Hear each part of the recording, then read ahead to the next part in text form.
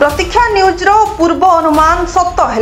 Dam रे पानी नहीं, रास्ता सफारे खर्च होउछि कोटी कोटी टंका। ठिकादार नेता ऑफिसर को साजिछि भात हांडी। किछि दिन तले एक पूर्व अनुमान खबर मीडिया भॉइस रे प्रकाश पाइथिला। डैम पोती हेगलानी, डैम पालटी गलानी खेत पोखरी, किंतु एठी प्रत्येक वर्ष हुड़ा सफा मरामती रे प्रत्येक वर्ष खर्च होउछि कोटी कोटी टंका। ताहा आज देखिबाकू मिलिछि।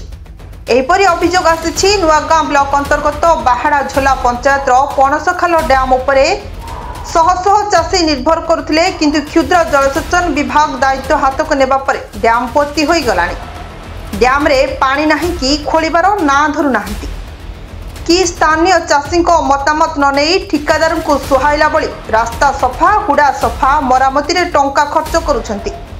स्थानीय लोकंक कहिबा कथा बिना सूचना फलक रे प्रत्येक वर्ष कार्य हेउछि।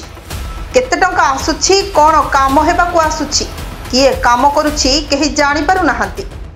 एही पणसखाल डैम को किछि ठिकादार, ऑफिसर और नेतांक भातहांडी भली व्यवहार करुछंती।